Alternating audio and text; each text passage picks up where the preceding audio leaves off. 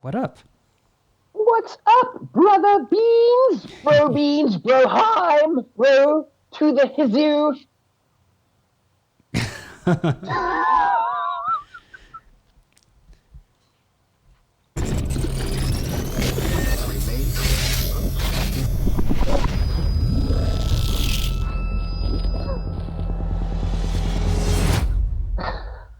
Got any more apps for us?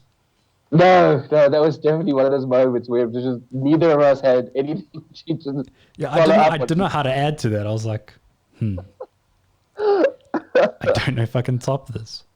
I think we can top it by going into um, our last set of recordings. We touched on a topic around I don't know what we like to call it, almost like little gems in our collection. And I think, yeah, we both wanted to continue with that as a more frequent, more Yeah, recurring ongoing little theme. Yeah, segment. So, definitely. yeah, man, let's hopefully top our silliness with some of our cool little, I don't know, the things that definitely give the collection meaning. Yeah, dude. I don't know if I must kick it off. Or if I you can kick want it off to. because you kicked off the last Yeah. Okay. Go. Um, the one thing that I have, and it was actually kind of like brought to my attention again by guys that I work with was I have, and it's actually still sealed, I have a multipass. Hectic. Lilu Dallas multipass. It reminds me of that Um, meme. You sent that meme to the group the other day. Where when the you. police pull you over and you got a permit, multipass. And for those that don't know, I mean, I'm a big fan of the Fifth Element. Got the little Fifth Element tattoo and everything. And a friend of ours actually was the original owner of that and gave it to me. Just went to visit him the one day. Knew about my obsession. I think knew that I was going to be getting the tattoo too, and just was like, "This is a more befitting, um, I suppose you could say, home for this particular thing." Yeah. And gave it to me. And I actually have it like I kind of hang it up or stick it up on one of my bookshelves, kind of above everything. And every time I come up my stairs, as I turn the corner and faced with that bookshelf, in the little top corner is my little multi-pass there. And I don't know, man. It's just I don't know what it is about that movie in particular. It's just everything about it is one of my all-time faves. When we did our movies, I think I mentioned it there as well as one of my all-time faves. Great sci-fi, great everything. Bruce Willis at his top. And I love the Fifth Element. And that multi-pass for me is just something, yeah, just always makes me smile and feel good. Every time I look at it, I have Lilu Dallas's voice in my head. Lilu Dallas multi-pass. So, yeah, one of my little special random things in my collection that I love. Nice. Yeah, what do you have? Oh, sorry. Okay, so dude, I have a. You'll see for some reason of all the videos we've done recently, I have like these recurring themes. It was like gaming and, but this I went on our way, and there's a reason for my thought pattern. I know we've talked about this in other videos, but generally when you think someone's gems, it's like it's got to be worth something. It's got to be worth trillions of dollars, and I know we've talked about this and we've said it's what it means to you. But I want Yeah, to drive the point further. And I've got expensive comics, and they'll come out over the course of our episodes. But today, it's literally two regular comics, and I'll just show the first one. But the first one is a one shot of Sin City that I've got. no, I am so looking for that. It's on my list of things to get. I'm jealous. And I found this in America when I was fortunate enough to go over there for a film festival. And it's called Silent Night, if I'm not mistaken. And Yeah, I don't know how to explain the texture. It's just like this matte, papery texture. And every time, I'm not proud to admit this, but every time I've had these moments where I've got to sell a bunch of comics, get money in fast or whatever, every time yeah. this issue has come up, and I've put it in there because, like, Mark, it's a cheap issue, and I always take it back out, and I Good. always put it Don't there you dare sell it because unless it's to me. it's just I can't describe it, man. And it's all typical Sin City fashion where all the panels are black and white. Also the same texture, and literally the story has like one speech bubble in it, and it's basically Marv saving a girl. And yeah, it's, now, dude, the kayfabe guys actually did a whole thing on that, if I'm not mistaken, and they were saying it's like such a brilliant issue that Frank Miller did because it technically has no dialogue in it, and it tells this amazing story without the any pacing dialogue. and all that. And yeah, and I'll be honest, at first I bought this because of like this strange painted sort of look on the cover, and the texture and everything. But then I just find more and more that I love about the issue. And I mean, you guys, I've talked about it that I'm a Frank Miller fan. I love Sin City. I even love the films. So this just added on to that. And yeah, man. And this, if anything, is probably, I'm going to guess, like probably a $2 comic. I don't know what it costs in the States, but it just, yeah, I come back to it every time and I'm like, this isn't going anywhere. And I actually want to, one day when I re-sort out my statues and stuff, if I have it the way I want, I've showed you guys my Marv statue. I want this to be behind him. That's kind of my ideal thing. So yeah, man, that's my first item. And like I said, it's not worth $1 trillion, but yes, dude, I can stare at it all day, and I'm not going to do that because we need to move on. But yeah, so that's my first item. Well, I'm going to say, dude, you need to help me track down a copy of that for myself, and any of our viewers, fans, if you folks have or know where I can get hold of that, please drop us a comment or email us directly or something like that so I can take that off your hands, please. Desperately looking for that particular issue to go into my self-contained little collection. Yeah. Next up that I've got is total opposite spectrum to what you've just shown us. Still comic books though, but bigger than norm. Sure. That's your first absolute. One, it is my absolute, absolute all-star Superman. Other way around. Yeah, and if anyone's watched our episodes, Sorry? I say if anyone's watched our other episodes, we talk a lot about All-Star Superman. So yes, we do, and me in particular. Again, I have quite a few absolutes. I like the format. I like the fact that it's larger than normal. This is a good 30 centimeters plus in height, probably close to 30 centimeters across. It's massive. It's huge, and I like. That's what she said. Yeah, it is. And I love reading comics in stories in this oversized format. I think it's a great idea that DC do. Marvel, in fact, all the publishers have their own sort of version of this kind of scale. Some of them call them deluxe editions, and other variations of that. I think the Marvel omnibuses all kind of fall into this almost size category here. So I think Marvel have even taken it one step further. I know with Wolverine, they've got something like the adamantium edition of a certain thing that's even bigger. In this, it stands like so compared to like an absolute. So yeah, man, I think they're all realizing that this oversized format, so people can absorb the art and really take the art in much, much better. That's my main reason for getting them. It's interesting you say that because like I think we were together when I saw it at another local comic book shop of ours, and I kind of was like, nope, don't do it, Mark. And now online I recently saw someone with a V for Vendetta Absolute, and I'm like, done. I just need to own it.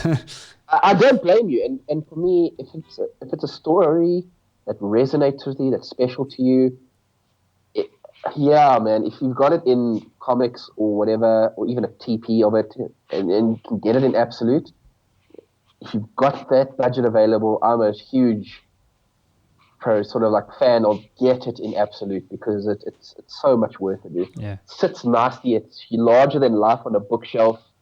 It's totally cool. I love the absolutes, man. Yes. And you have my turn. Another? So the last one. So as I said, like this is another comic again, probably $1, $2 comics. It's Uncanny X-Men 444. Nice. That was I think Grant Morrison did that one. No, this is Chris Claremont and Don't know the other guys. I'm not going to Oh, pretend that I do, but Alan Davis and Mark Farmer. okay. But okay, so again, I did buy this for the cover, and I still own this for the cover. As you guys can see, it's Nightcrawler. The story is just like a. I haven't read the whole of Uncanny X-Men, but it feels like just like a. I don't want to say mundane. It's a bit harsh, but it just feels like a story in between. Like it opens with them, all the mutants playing baseball, and starts out like playful, and then like someone gets really angry with someone else, and they have to calm each other down. And Nightcrawler's always in there, is like the placid, like calm down, guys.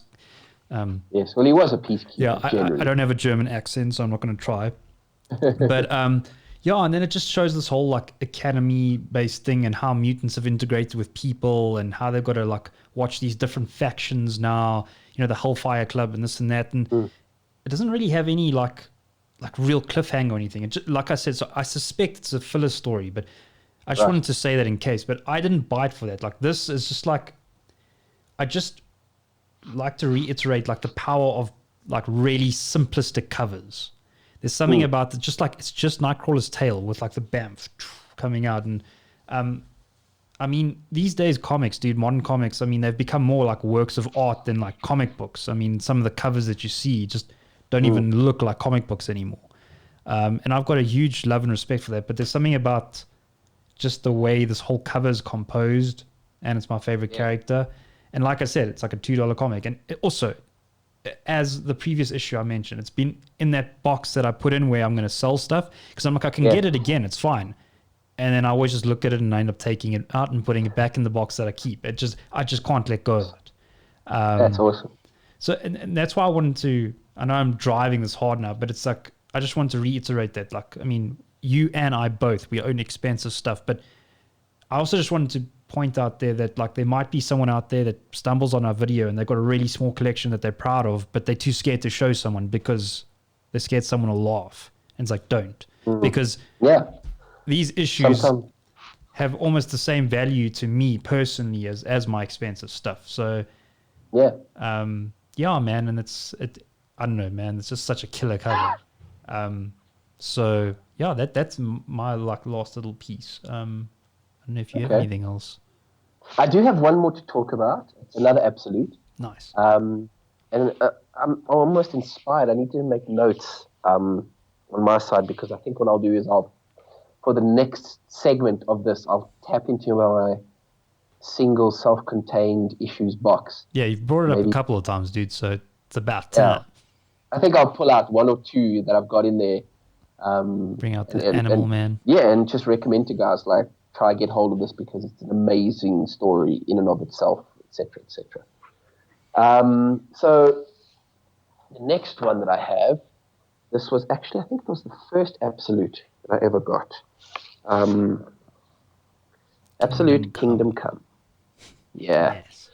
An amazing story. And the reason this was the first was purely because of Alex Ross's art. Initially, I was a bit hesitant around getting absolutes, but, you know, I don't know if it's coming through very well. Yeah, no, we can see it. We've talked about Kingdom Come, I think, on a previous one of our videos. And the thing for me was it's just Alex Ross, the way it's that lifelike, painted, like you're saying, pieces of artwork. Comics in some cases are like little pieces of art, and this is a great example of a comic book being a piece of art. Alex Ross literally painted a whole series of different canvases, got our models to come in posing in certain poses, different angles that he would take photos of them, and then he took all those photos, different lighting and whatever, and then he first pencil sketches them on, and then oil paints the canvas to get the final there. And I mean, Superman has never looked so lifelike. And I mean, for those that don't know, this Superman emblem here, the red with the black inside it and around it, I've actually got that tattooed on my lower back because that's how much the story influenced me. Like I said, maybe one of the first Elseworld stories I ever read, if not the first one, and it blew me away. This world with a Superman that at one point gave up, lost hope, and then finds his hope again, and such a good story. Just everything that happens, the way it all unfolds. I like the idea that some of these guys they're affected. Things kind of spiral out of control when they don't have Superman there as the beacon for them all to aspire to, work towards. You said it. He was the first. He was the guy that sparked everything that we have as far as superhero comics go, and I love a story that drives that message home, that centers around the fact that he is the beacon. He's the one that all of them look up to. He's the one that all of them want to try and aspire to be like. And yeah, this particular story is what happens if that beacon goes out for a little bit. And what effects would that have on the larger superhero world, etc., etc. And then when he tries to come back, how would that go? So, yeah, man, I love it. For me, it's so odd because when people ask me, at one stage I hated Superman.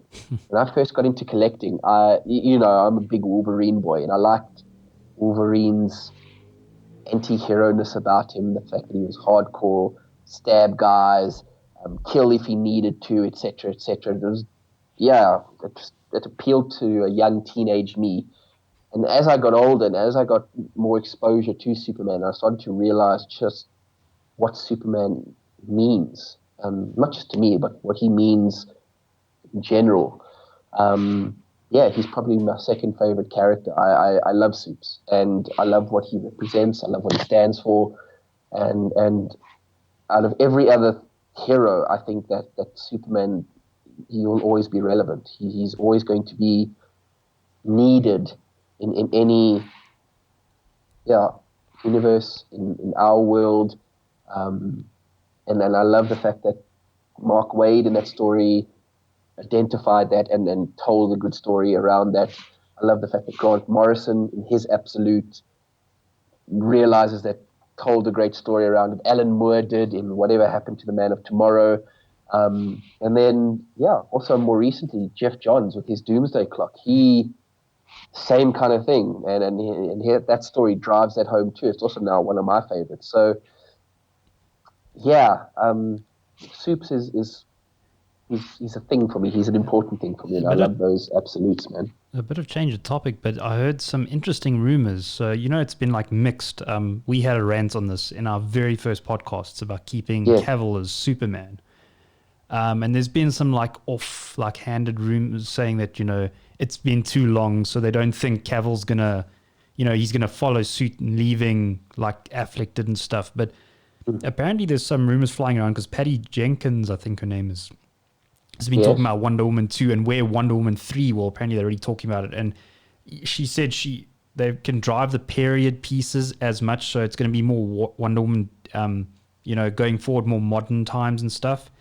And how they're going to more loosely tie characters together from each other's franchises until they figure out what they're doing, because obviously there's a kind of a bugger up now. They've got to reboot Batman, and Robert Pattinson's Batman won't be in that Justice League because it's different time periods. So obviously there's going to probably be a Flash film. There's going to be an Aquaman 2. There's going to be a couple of films. But they were talking about it was just like mentions again of they didn't say it was a Man of Steel 2, but apparently they doubled down on the Supergirl film that they were developing, and now it's back in the let's do a Superman 2 film. So like I said, it apparently they didn't call it Man of Steel 2, but it's the talks have started again and stuff. So I would do anything I could to hook, line, sinker freaking Cavill, dude. Like, so they got him, man. I agree, dude. Totally.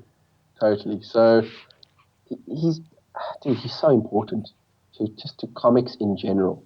Again, he was the first. So the more that they can do stuff with him, be it in animateds, be it in cartoons, sorry, same thing. comics and or movies, and particularly Cavill. Prosecutors, hopefully, yes, please. That's just, yeah, I'm there. I'm on board. This is a side note. Sorry, dude. I just thought about now, and like I'm so keen to see your rant. Like, okay, I do want to disclaimer upfront note. Like, I read the clickbait title. I didn't go into the physical article, but apparently there's a recent article now with Robert Pattinson's Batman, and he basically was what they insinuated. Again, I don't know how much truth is, but he was basically saying the Hollywood actors, like the superheroes these days, put forward too much unrealistic things with basically their build. And what it's actually secretly saying is he can't get there. He obviously doesn't have the discipline.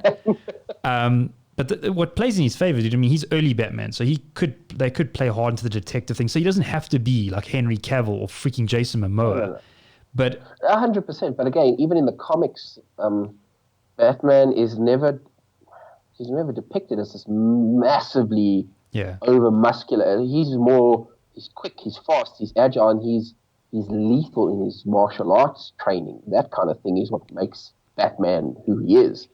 Yeah, I just did find a funny look, and the story might be over exaggerated, as many of those are, and misdirected and stuff. But it's like, I kind of disagree with him, because I understand that if he's trying to drive a valid point, it's like, okay, fine, these actors have these unrealistic bodies that most of us can't obtain, but that's all they need to do.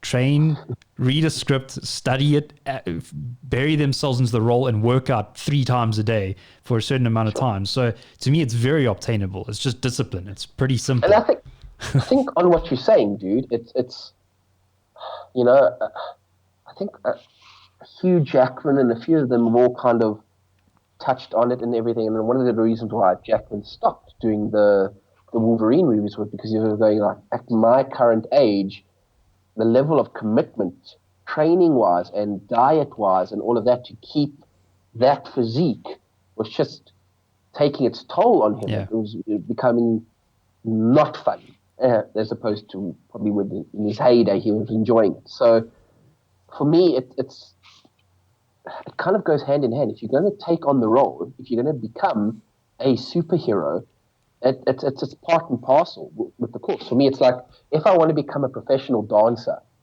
I can't expect to have a larger, unmaintained or toned figure. It goes with the profession. Dancers need a certain level of fitness and to look a certain way, because you're fulfilling a fantasy or a role or whatever the case might be. And if you sign on to become if you're doing a role as an actor, as a wrestler, or as a hardcore Marine military person, you need to have a certain level of fitness. You need to be believable in that role. And these are fictional hero characters. Stole the words out of my mouth. I was going to say, exactly. They're fictional characters. They're supposed to be superhuman, 100%. But the world is a funny place, man. I don't know if you saw, it's a total change of topic, but there's recently an article where Adele lost this incredible amount of weight, and people were gunning her for that. I didn't actually click on the article, but I saw this picture, and I was like, wow. So there's mixed things, dude. Most of the normal human beings in the human race are going, well done, wow, because she's married, and apparently the main motivation, she has a kid now, and she wants to grow up to be a good role model, to be that kid and be healthy enough to be around for them. And then the other world, half of the world, probably a tenth of the world is like, oh, I can't identify with her anymore. Why is she making it about that? It was never about looks. And it's like, she wants to be statistically more healthy. It's like 100%. Like, and dude, you do your fitness training. I'll be honest, the last week plus, I haven't. And I'm not. Yeah, I've been slack too, man. Yeah. I'm not 100%. Like, when you are active and you're just trying to be healthy, and it's not killing yourself. I mean, neither of us go out of our way to kill ourselves, but we just try and put in the effort and one step further, the discipline to just 20 minutes, 30 minutes, even an hour of a workout, whatever it is that you can fit in. And it does make a difference. And in times of when there's new, weird, wonderful diseases floating around the world, putting us all in isolation, I'm semi-comfortable in the fact that I'm relatively healthy. overall. And 100%. if I had to pick up a disease, virus, whatever, I'd be able to push through for the most part because I'm generally overall quite healthy. I mean, and I don't even eat healthy. I don't eat nearly as well as what I should. My whole thing has always been, I'll try and get the exercise in, but I won't sway too much from the foods that I enjoy eating. And I don't need a Ryan Reynolds or Hugh Jackman six-pack or anything. I just want to be healthy and in a decent fitness level shape, etc. And that works for me. And you can attest, it's not excruciatingly difficult for anyone to start down that path. Even if you start walking regularly and then increasing the distance that you walk or the frequency that you walk, maybe migrate to jogging, running, or some weights or something. It is doable and achievable for people that just need to get into a routine and have the discipline to stick to it, which I think is important. I know we've changed topic quite a lot now, but I'm no poster boy for fitness, and I know you aren't either, but if I could recommend anything to anyone, I know it's easy and and I'm not gunning Virgin Active or any of the big gyms in our country, but you get swallowed into this and you pay this membership that's probably a bit cheaper than most places, and from what I've seen, most people like a week, a month, and they stop going. And what I've found, it's worked for me, and it seems to be working for you, is when you end up going to a place that has a bit of a community, and even if people aren't like-minded, because you're there doing the same thing, you find like-mindedness, and that makes the difficult days to go easier, because you literally just got to drag your butt there and show up, because once you're there, then it's people you realize that they just as tired as you are, and you motivate each other and get through whatever the part of the workout you can. So that to me is important. I've got it a bit easier than you. I've got Kira, my wife, and we go to go work out together. But even there's been times where she's had a knee injury and stuff. I've had to go by myself. And even it's been the hardest for me lockdown is trying to work out myself in my house. It's because the discipline just goes whoosh. 100%. And dude, the last week I was just very busy with certain things work-wise. And as I would dial out for my work day, I was like, I don't have the mental capacity right now to do anything. So I just want to vegetate and unwind. Switch and I did off. that. And I'll be honest, yesterday even, I think it was just isolation blues that hit me, man. I was like, pretty slow day, and looked and I was like, no, I don't want to do anything. And funny enough, the Harley Quinn TV show, my little Bane cheered me up in that thing and actually had me hysterically laughing. And it's amazing sometimes what the joys and the passions and the things that we love, what they can do. So random, dude, because you're going to be like, what the hell? But I think I've messaged you a couple of times where it's and I think it's just isolation blues, you're down, you can't really pinpoint why. And I found this account on Instagram, and I think it's called World of Goats. If it is, shout out to them. But dude, it's literally little mini baby goats running and jumping. Have you ever seen goats jump? Yes. It's ridiculous, dude. It's just like springs in their feet that they just... Yeah, and they're so clumsy, dude. And it's I sat there and I uncontrollably laughed. And now I'm following it, dude. It's part of my daily routine. Go check out some goats. I know it sounds so random, but it just puts a smile on my face. I'm like, cool, let's go, man. So yeah, dude. Yeah, that's wherever you find those little pleasures in life, just savor them. Yeah, for sure. So, if you liked what Mark and I were talking about here, or just like our content in general, please like, subscribe, and hit the bell notification for more videos. And do us a favor and find us on the social media platforms like Facebook and Instagram. See you in the next video.